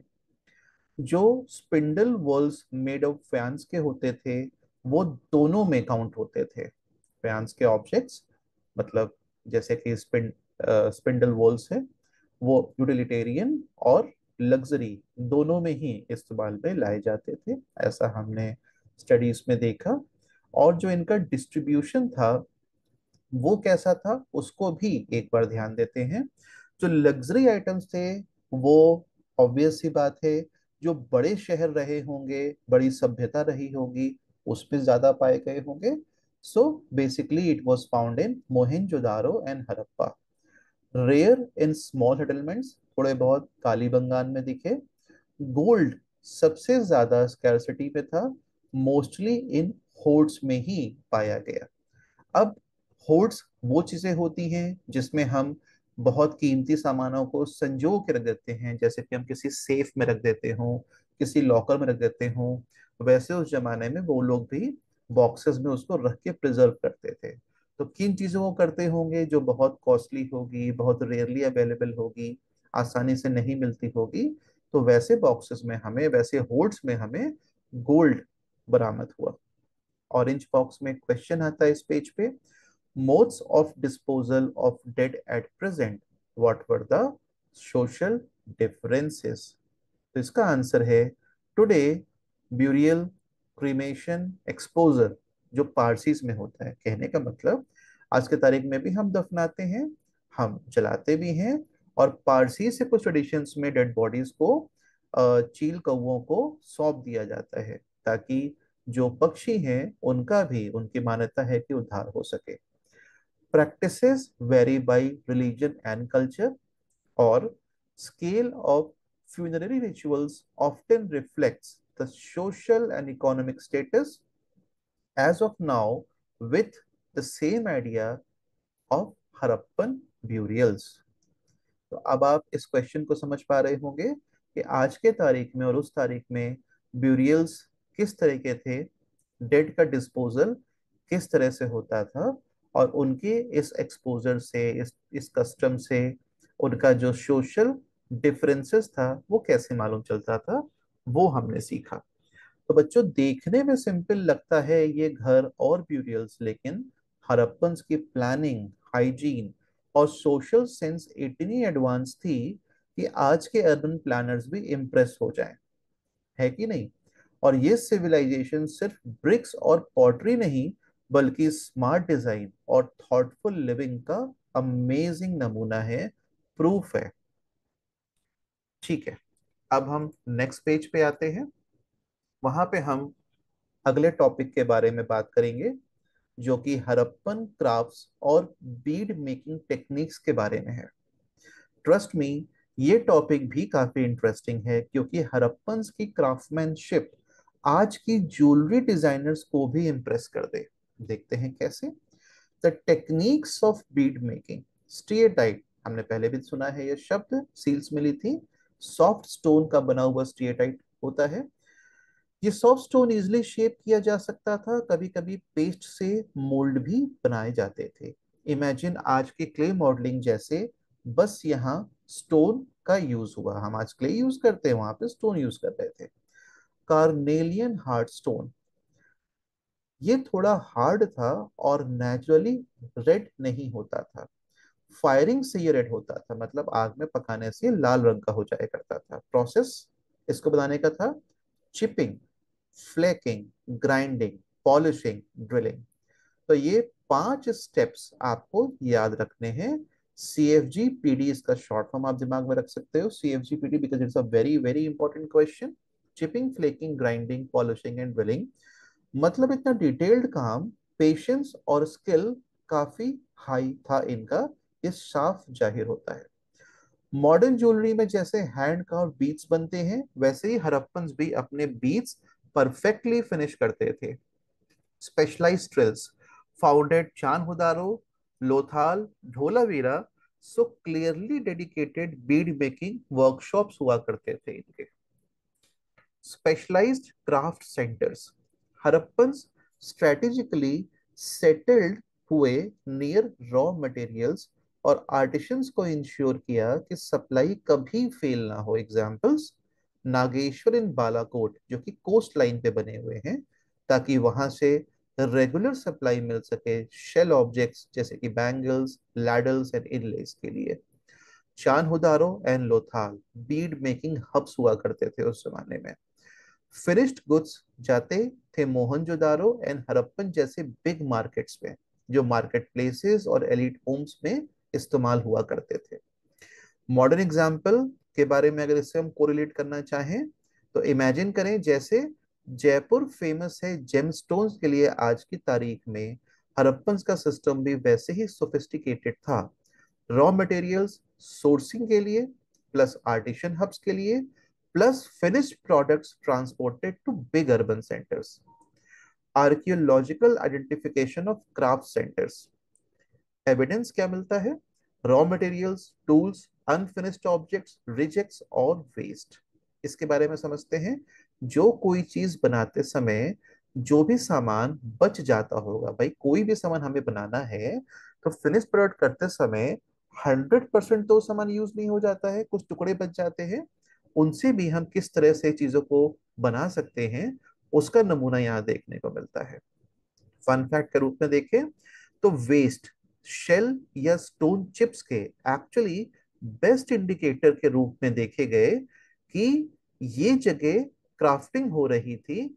एक आर्कियोलॉजिस्ट का डिटेक्टिव काम देखने को मिला, मतलब कि यहाँ पे डिटेक्टिव बन के आर्कियोलॉजिस्ट ने ये निकाला कि जिन जगहों पे ये चीजें बन रही थी, वहां पे जो टुकड़े बच गए, जो उनके रिमेन्स बच गए, उनका क्या हुआ, उनसे भी उन्होंने कुछ नया बना दिया। वाह वाह। Large and small production centers existed even within Mohenjo-daro and Harappa. तो बड़े पैमाने पे और छोटे छोटे फैक्ट्री वर्कशॉप्स के तौर पे प्रोडक्शन सेंटर्स दोनों ही मुख्य शहरों में थे। मुख्य शहर सबसे ज्यादा कौन से हैं? मोहनजोदारो एंड हड़प्पा। मतलब स्मॉल वर्कशॉप्स भी सिटी में प्रेजेंट थी और इलीट वर्कशॉप्स भी सिटी में प्रेजेंट थी। इस टॉपिक में एक येलो बॉक्स क्वेश्चन दिया गया है। Should the stone artifacts be utilitarian or luxury? Any overlap? तो stone artifacts को हम किस कैटेगरी में डालेंगे, इसके बारे में बात हो रही है। तो utilitarian, tools for cutting, grinding, everyday task like a modern kitchen knife और ग्राइंडिंग स्टोन के रूप में हम देख सकते हैं। और लग्जरी की बात हम करते हैं अगर, तो उसमें carnelian, jasper, faience, beads, ornaments, जो कि सर्वाइवल के लिए तो रिक्वायर्ड नहीं थे, but shows status, wealth, like design jewellery today. Both अगर हम देखें तो some items practical, made up of rare beautiful material which gives functional plus prestigious belongings and feel. Example, finally polished stone axe, cutting काम भी करे और display भी हो। कंक्लूजन कर सकते हैं इस क्वेश्चन का कि हड़प्पन स्टोन आर्टिफैक्ट्स डाइवर्स होते थे, for practical, luxurious, or both, showing smart functionality plus status display. तो स्टोन आर्टिफैक्ट्स को हम दोनों ही कैटेगरी में इस्तेमाल कर सकते हैं। किस किस तरह से, हमने वो यहां पर समझा। नेक्स्ट पेज हम देखते हैं, जो कि craft production and resource procurement के बारे में है। ओके, ठीक है। हड़प्पन क्राफ्ट रिसोर्स इंटेंसिव थे। हड़प्पन के क्राफ्ट्स के जो रिसोर्स थे वो इंटेंसिव थे, लाइक स्टोन, शेल, कॉपर और गोल्ड। इनको इनकी भरपूर मात्रा की अवेलेबिलिटी का ज्ञान था और ये उनको ला पाते थे। Production centres identified by tools, waste, unfinished objects, waste pieces, small shell, stone bits, जो कि best indicator of craft activity थे। और इनका रीयूज कैसे होता था? Larger waste sometimes reused for smaller item, जैसा कि हमने डिटेक्टिव वाले एग्जांपल से समझा था कि उसने पता किया कि भाई जो बड़ा बड़ा क्राफ्ट बन रहा है उसमें जो बचा हुआ रिमेन से बचे हुए टुकड़े हैं उनसे भी क्या हम कुछ बना सकते हैं, तो काफी छोटे आइटम्स भी बन जाते थे। अगेन किस फेज के बारे में बात हो रही है जो वेन का आंसर करेगा? मेच्योर हड़प्पन फेज, जो कि कब होता था बच्चों? 2600 टू 1900 बीसीई। क्यों इस टॉपिक को हम यहाँ पे पढ़ रहे हैं? Because it is about the resource management that shows advanced economy and planning. Harappan strategically placed settlements near raw materials. Strategically, हाँ, सोच समझ के इन्होंने सारे अपने सेटलमेंट्स को रॉ मटेरियल्स के अनुसार प्लेस किया। किस शहर को कहाँ बसाना है, किस फैक्ट्री किस वर्कशॉप को कहाँ लगाना है, सब कुछ उन्होंने स्ट्रेटजी के आधार पर बनाया और स्टैब्लिश किया। Expeditions to distant areas ensure supply for artisans, और रेगुलर सप्लाई फॉर आर्टिशंस के लिए लगातार अलग अलग जगहों को विजिट करते रहते थे, एक्सप्लोर करते रहते थे, ताकि इनके आर्टिशंस को सप्लाई की कमी ना हो। हाउ वो समझते हैं? Archaeologist identified the sites through artefacts and trade evidence. Artefacts के रूप में अब तक हम देखते आए हैं, और यहाँ पे उन्होंने ट्रेड एविडेंसेस को भी स्टडी करना शुरू किया। सेल्स को देखा तो पाया कि वो नागेश्वर और बालाकोट जो कि कोस्टल एरियाज है वहां पे मिले। लैपिस लजूली जो कि अफगानिस्तान से इनको समझ में आया कि आता था, which was the symbol of long distance trade, जो बताता है कि कितनी दूर तक इनका ट्रेड फैला हुआ था। कॉपर राजस्थान के खेतरी जिले से आता था, और गोल्ड एंड अदर मटेरियल्स वो भी कर्नाटका से सप्लाई होता था, जो कि इंडिया में हड़प्पन सिविलाइजेशन से काफी दूर का एरिया है, जो बताता है कि अगेन इनका लॉन्ग डिस्टेंस ट्रेड काफी स्टैब्लिश था। Example, imagine a modern jeweler sourcing diamonds from Africa, gold from Dubai, and pearls from Japan. Hadappans were also doing the same way almost 4,500 years ago. Can you believe this? Quick takeaways क्या रहेंगे? What में raw materials for crafts when mature Harappan phase? Why resource control? कैसे? By strong economy and craft growth. How excavations plus trade evidences from different regions. Next page पे आते हैं। Trade and transport के बारे में हम समझेंगे। ओके, ठीक है।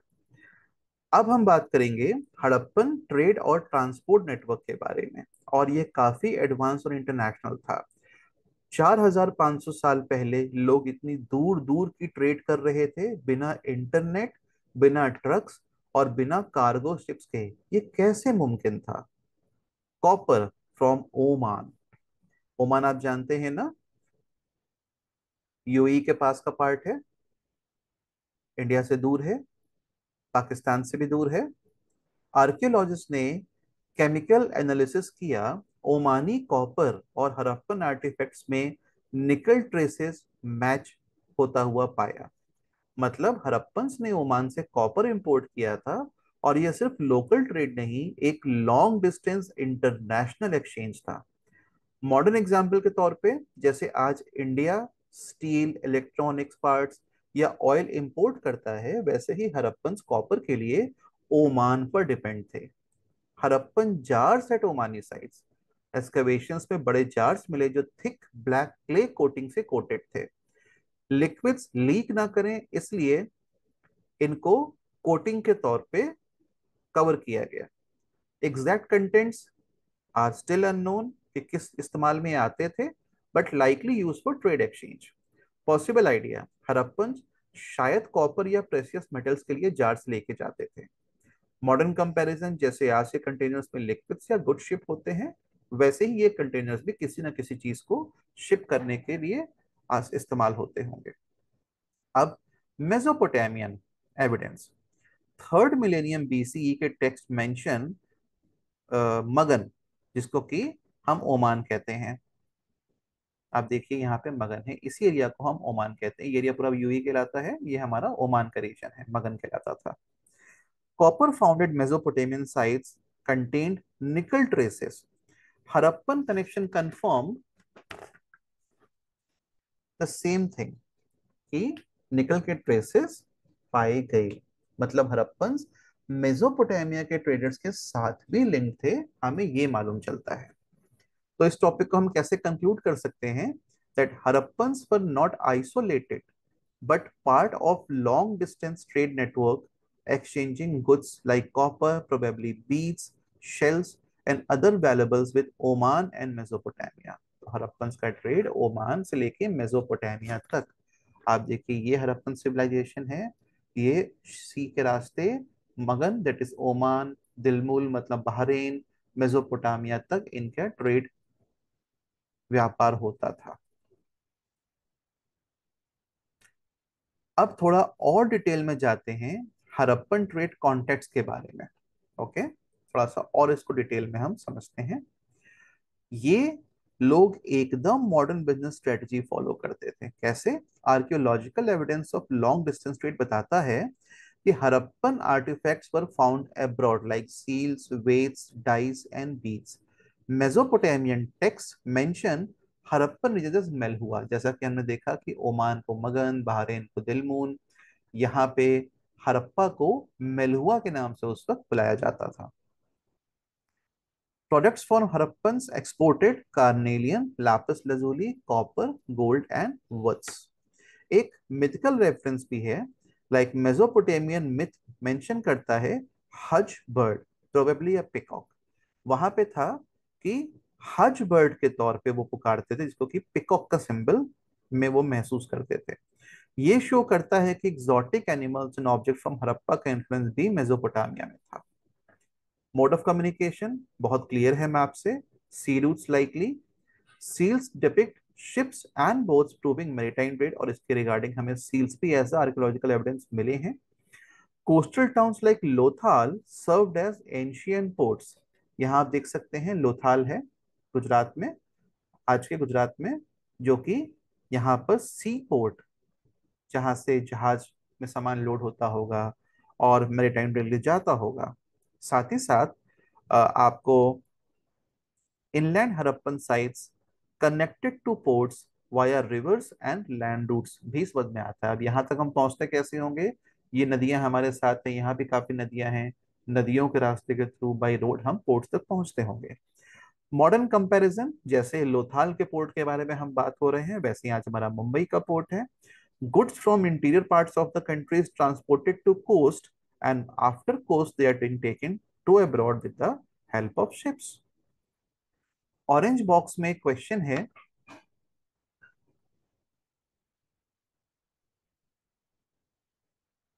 ओके, ऑरेंज बॉक्स में क्वेश्चन है, possible routes from Harappan region to Oman, Dilmun and Mesopotamia. तो हम देख सकते हैं sea routes, ships from western India, Arabian sea से होते हुए ओमान, बहरीन, दिलमून, मेसोपोटामिया। आप देखो ये हमारा अरेबियन सी है, ये इंडिया है। जैसे मान लिया लोथाल से जहाज निकला, तो जहाज यहाँ से पहले ओमान, जो कि मगन के नाम से जाना जाता था, वहां से होता हुआ आगे बढ़ेगा दिलमून बहरीन, वहां पे ट्रेड करता हुआ आगे बढ़ेगा, मेसोपोटामिया पहुंच जाएगा। लाइक जैसे कि आज हमारा जहाज मुंबई, आप देखो यहाँ पे मुंबई है, तो यहाँ से जहाज निकला और यूएई, सऊदी, बहरीन तक जाके ट्रेड करके आया। Riverine connections, coastal settlements plus river mouths of Indus and tributaries, starting points of voyages के तौर पे एग्जाम्पल हम तब समझ सकते हैं। Goods from inland via Indus river ships at Lothal, जो भी हमने समझा, अगर हमें लोथाल तक अंदर से सामान पहुंचाना है तो हम रिवर्स के सिस्टम के थ्रू भी पहुंचा सकते हैं। लैंड रिवर कॉम्बिनेशन, लैंड के थ्रू कैसे पहुंचाएंगे, बुलक कार्ट्स, रिवर के थ्रू रिवर बोट्स, और फिर जहाजों पर लोड करके, जैसे रॉ कार्निलियन स्टोन्स गुजरात के लोथाल से एक्सपोर्ट के लिए तैयार किए जाते थे, भेजे जाते थे। तो हम यहाँ पे इस टॉपिक को कंक्लूड कर सकते हैं that Harappans had a sophisticated transport system combining sea, river and land, showing strategic planning in trade. तो क्वेश्चन ऐसे ही बन के आएगा कि किस तरह से वो ट्रेड करते थे और कहाँ कहाँ ट्रेड करते थे। तो आपके पास आंसर है कि उनका तीनों सिस्टम मौजूद था, सी का भी, रिवर का भी और लैंड का भी। और उनका ओवरसीज एक्सपोर्ट इंपोर्ट कहाँ होता था? From Meluhha to Magan to Dilmun till Mesopotamia. Next topic पे आते हैं आपके लिए, क्योंकि ये भी एक इम्पॉर्टेंट टॉपिक था बहुत। तो फिर से एक क्विक अंडरस्टैंडिंग चेक है, सारे questions MCQ, fill in the blanks, true and false, very short short long, आपको सेम डिस्क्रिप्शन में दी हुई फाइल में मिल जाएगा along with their solved answers। ठीक है, एक और इम्पॉर्टेंट बात हमें करनी थी पिछले टॉपिक में about Lothal. Lothal which was actually a big trade hub। ठीक है, हड़प्पन ट्रेड और मेरीटाइम एक्टिविटीज का स्टार्ट पोर्ट सिटी था लोथाल। लोथाल के कुछ फीचर्स देख लेते हैं, थोड़ा सा एक्स्ट्रा इंफॉर्मेशन है बट इंपॉर्टेंट है। इसका जो डॉकयार्ड था, it is the world's earliest known dockyard discovered which was built to manage ships during high and low tides। इतना स्ट्रांगली ये बनाया गया था। वेयर हाउस स्ट्रक्चर्स थे इसमें, जिसमें कि हम goods like beads, semi precious stones, grains for export सब स्टोर कर सकते थे। बीड मेकिंग वर्कशॉप्स तक थी यहाँ पे, जो कि लोकल प्रोडक्शन के बारे में बताती थी, जो कि इंस्टेंट बनाई और तुरंत रेडी टू शिप आइटम के लिए तैयार हो गई। Seals and weights, standardize system to measure goods like modern customs and trade regulation, ये सब कुछ वहां पे मौजूद था। इंपॉर्टेंट इसलिए है कि it was an important centre for trade, craft and innovation. It connected the inland Harappan cities to Arabian Sea trade route. This was the most important port at that time। तो जैसे आज की तारीख में हम एंशियंट मुंबई पोर्ट के तौर पे इसको सोच सकते हैं, जो कि मैन्युफैक्चरिंग एंड एक्सपोर्टिंग हब दोनों के तौर पे इस्तेमाल होता था। Today we have cities like Mumbai, Singapore, Rotterdam, जहाँ पे गुड्स का इंपोर्ट एक्सपोर्ट ग्लोबल लेवल पे होता है। हड़प्पन्स भी बीड्स के लिए, कार्नेलियन के लिए, लैपिस lazuli के लिए, कॉपर के लिए, सेल्स के लिए, एक्सोटिक वुड्स के लिए आज से 4,500 साल पहले ये कर पा रहे थे। तो क्विक टेकअवेज क्या रहेगा? Copper from Oman, beads, seals for long distance trade. Third millennium BC के बारे में बात हो रही थी। Global economic links and advance commerce मौजूद था। Maritime, inlet transport and archaeological evidences हमें सब इसका प्रमाण देते हैं। ओके, नेक्स्ट टॉपिक हमारा आ जाता है सील्स, स्क्रिप्ट्स एंड वेट्स, जो कि अथॉरिटी और गवर्नेंस का प्रतीक था। अब हम बात करेंगे हड़प्पन सिविलाइजेशन के ट्रेड टूल्स और गवर्नेंस सिस्टम के बारे में। Harappans were not only city planners but also smart traders and organizers। और ये 4,500 साल पहले ही हो रहा था, तब से हो रहा था, तब हो रहा था। Seals, Harappan seals were small square pieces of status, जो कि हमने फर्स्ट पेज पे भी पढ़ा था, with animal motifs and inscriptions. Motifs मतलब सिंबल्स, यहाँ पे एनिमल के सिंबल्स थे, और इंस्क्रिप्शन मतलब उनकी अपनी स्क्रिप्ट थी, जो सील्स पे हमें देखने पढ़ने को मिलती है, जो हम पढ़ नहीं पाए, आज भी अनडिसाइफर्ड है। Used for securing goods, marking ownership and identifying traders और ऑफिशियल। सील का जो पर्पस होता है वही पर्पस उस वक्त भी इस्तेमाल में होता था। Clay piece shows at least 4 different seal impressions indicating multiple authorities or trade involved। 4 तरह की डिफरेंट सील्स के इंप्रेशंस होते थे, जो कि कुछ क्ले के फॉर्म में पाया गया। वो 4 सील्स कौन थी वो भी हम देख लेते हैं। वन हॉर्न यूनिकॉर्न सील, एक सिंघा बोला जाता था, जो कि मोस्ट आइकॉनिक हड़प्पन के ब्रांड लोगो जैसा इस्तेमाल किया गया होगा ऐसा माना जाता है। दूसरा बुल की सील मिली, जो कि पावरफुल सिंबल था विद प्रोमिनेंट हॉर्न्स। एलिफेंट की सील मिली, recognizable by trunk and tusk के हमको मालूम चला कि एलिफेंट की सील है। और geometry script seal, abstract motifs with Harappan script, जो कि अनडिसाइफर्ड रहे। ये बिल्कुल आज के कंपनी स्टैम्प्स और डिजिटल सिग्नेचर जैसे काम करते थे, इंश्योर करने के लिए कि प्रोडक्ट ऑथेंटिक है, किसी और का तो नहीं है। Script and weights, Harappan script is still undeciphered, जैसा कि हमने देखा, जो कि मोस्टली सील्स पे पाई गई। वेट्स इनका स्टैंडर्डाइज था जस्ट लाइक ब्रिक्स। तो बाइनरी सिस्टम को ये फॉलो करते थे for small measures, decimal system को भी ये फॉलो करते थे for large units. Amazing, see, binary system भी इनको पता था, डेसिमल सिस्टम भी इनको पता था, इतने साल पहले जिसको कि हम पहली मानव सभ्यता के रूप में जानते हैं। Ensured fair trade and reliability, उस टाइम भी ये ट्रेड फेयर फॉर्म में हो और लोग दूसरे पर रिलाई कर सकें, ट्रेड रिलाई कर सकें, ऐसा ये मानते थे, ऐसा करते थे। Archaeologist found short cuvettes, seal impressions and inscriptions, ये कुछ वर्ड्स आपको याद रखने होंगे। Script likely written right to left, use mainly for trade purposes, ये राइट टू लेफ्ट लिखा करते थे, फिर लेफ्ट टू राइट लिखा करते थे, ऐसा इनको समझ में आया, फॉर ट्रेड पर्पसेस। आज के तारीख में अब अगर आप एक पार्सल को ऑनलाइन भेजते हैं तो यू विल फाइंड कि उस पे बारकोड्स हैं, स्टैम्प्स हैं, वेट वेरिफिकेशन है। ये सब कुछ हड़प्पन उस जमाने में मैनुअली करते थे। येलो बॉक्स में क्वेश्चन दिया गया है, clay piece shows at least four seals indicate multiple authorities involved in a trade transaction, right? तो ये चार सील क्या डिपिक्ट करते थे, ये क्वेश्चन है, which shows multiple authorities involve in a trade transaction. Orange box में क्वेश्चन जो दिया हुआ है, like about modern long distance trade, तो मेथड्स आज के कौन कौन से अवेलेबल हैं जिसे हम कंपेयर कर सकते हैं। तो आज रोड है, उस वक्त भी था, शिप्स है, उस वक्त भी था, आज रेल है जो उस वक्त नहीं था, एयर उस वक्त नहीं था, और ऑनलाइन ट्रेड उस वक्त नहीं था। एडवांटेजेस जो इस आज के means of distance trade communication के हैं, तो स्पीड होती है, जल्दी पहुंचता है, बल्क हैंडलिंग हो जाती है, और पूरी दुनिया ग्लोबल रीच है। प्रॉब्लम्स क्या होती है, कॉस्ट बहुत आ जाता है, डिले का भी सीन हो जाता है, नेचुरल चैलेंजेस भी होते हैं, टेक्नोलॉजिकल चैलेंजेस भी होते हैं, इन्वायरमेंटल इम्पैक्ट जैसे कि मैंने नेचुरल चीज़ों की बात की, risk of damage and loss भी रहता है।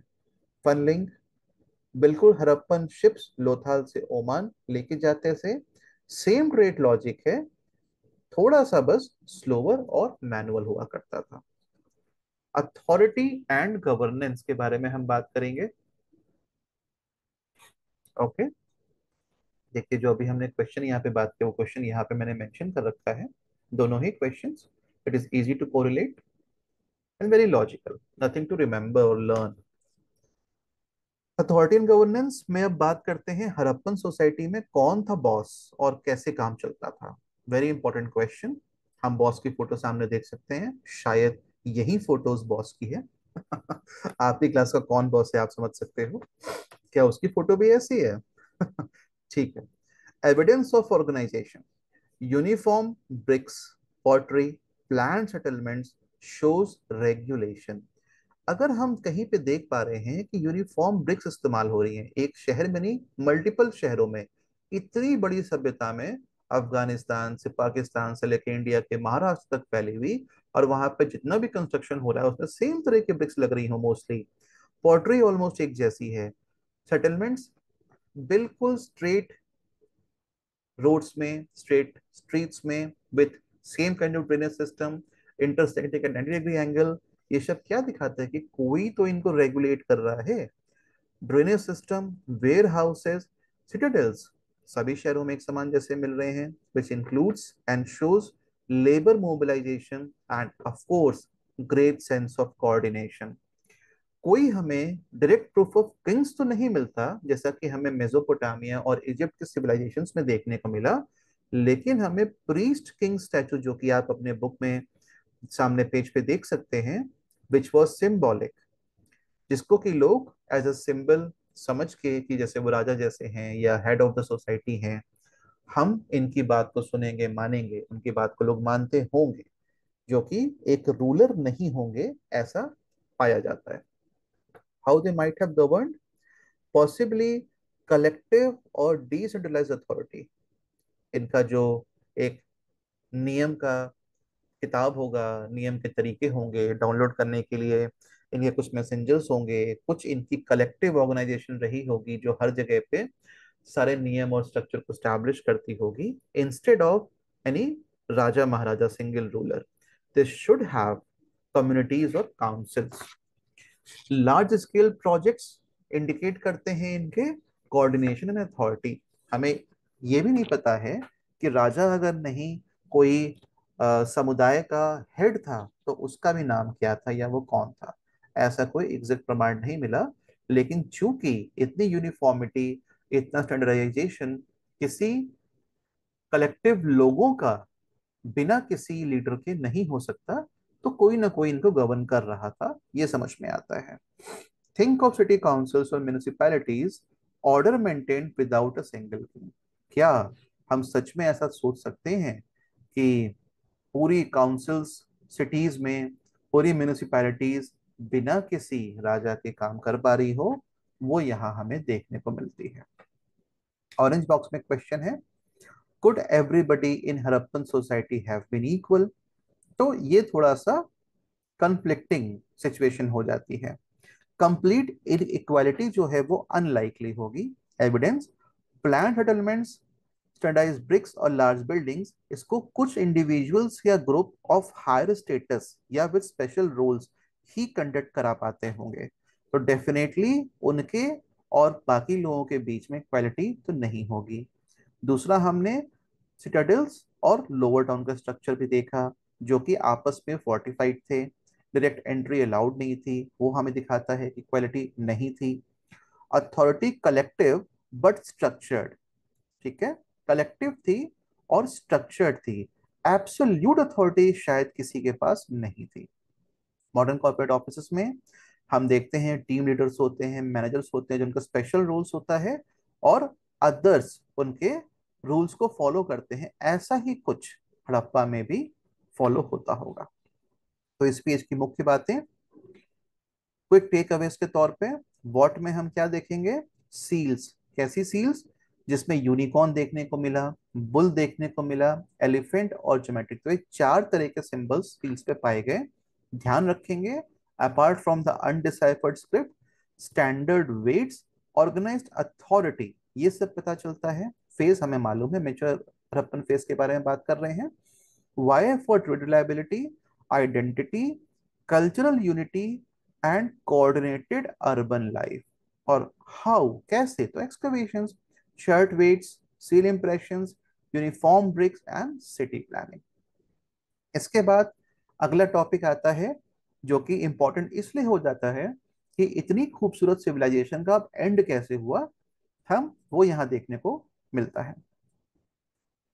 सोचिए, एक ऐसा शहर जैसा मोहेंजोदारो या हड़प्पा, जो कभी फुल्ली बजिंग और ऑर्गेनाइज था,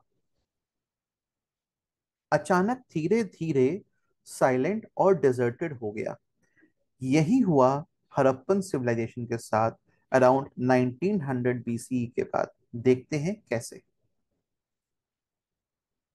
इस टॉपिक में हम लास्ट पेज पे, देखिए पिंक बॉक्सेस हैं, उसमें दो इंपॉर्टेंट टॉपिक्स भी देखते हैं, लाइक लिंग। लिंग क्या होता है? लिंग इज अ पॉलिश्ड स्टोन, जिसको कि हम लॉर्ड शिवा के सिंबल के तौर पे भी पूजा करते थे। ये उस समय हमको मिला है, उस समय से हमको मिला है। दूसरा इंपॉर्टेंट शब्द है शमंस। शमंस वो लोग होते थे, चाहे वो मेल हो या फीमेल, जो क्लेम करते थे कि उनके पास मैजिकल पावर्स हैं। वो लोगों को हील कर सकते थे और दूसरे वर्ल्ड के स्पिरिट्स से भी कम्युनिकेट कर सकते थे।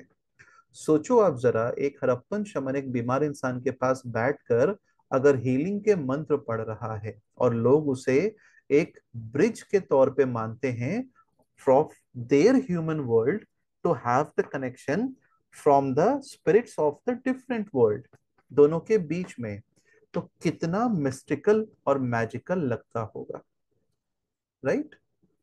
ओके, लेफ्ट साइड में जो आप फिगर 1.28 गेम्समैन और लिंगास का कंटेक्स्ट देख रहे हैं, थोड़ा सा उसको भी समझ लेते हैं। 1948 की बात है ये।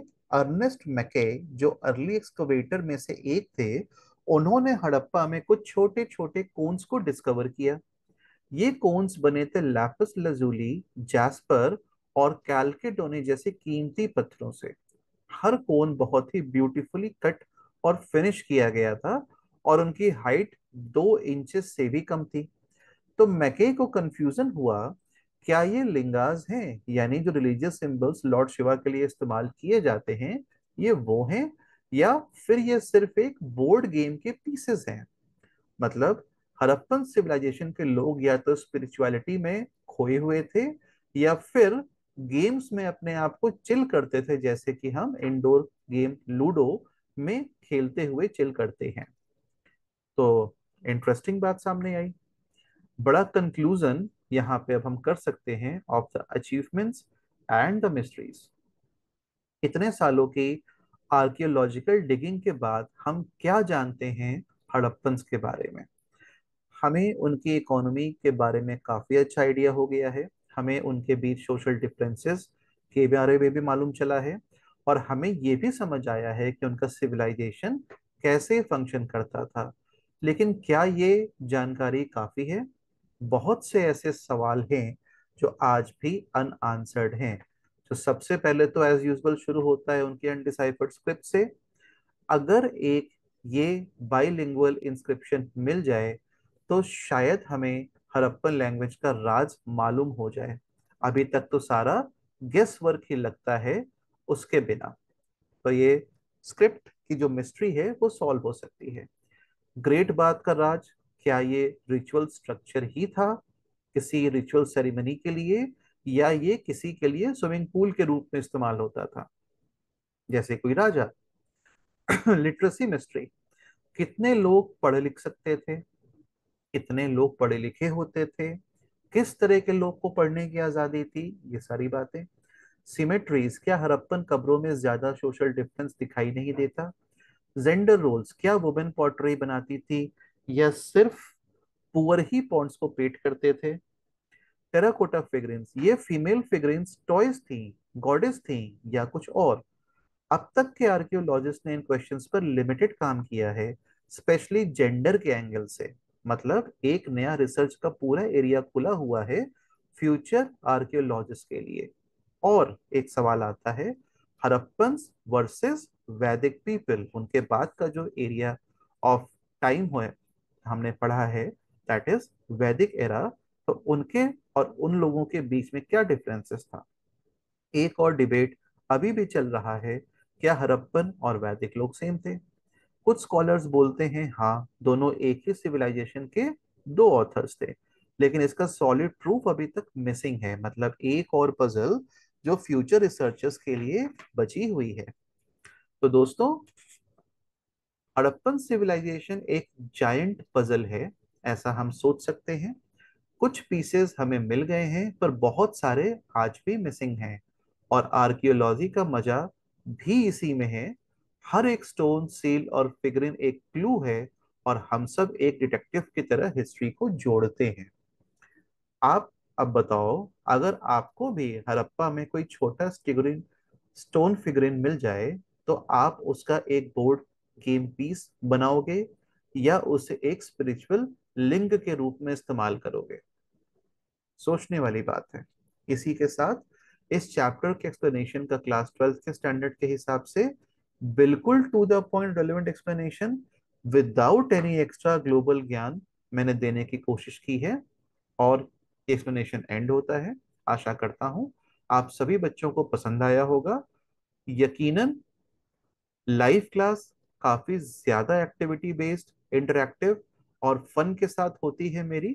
बट फिलहाल समय को देखते हुए जो बेस्ट पॉसिबल हो पाया मैंने आपके सामने लाने की कोशिश की है। चैनल को लाइक एंड सब्सक्राइब करें to have prompt updates of the next chapters for my next videos. And our kind request to please share this video with all your friends for maximum download, as sharing is caring. See you बच्चों, all my favorites in the video lecture for the next chapter. Take care and God bless.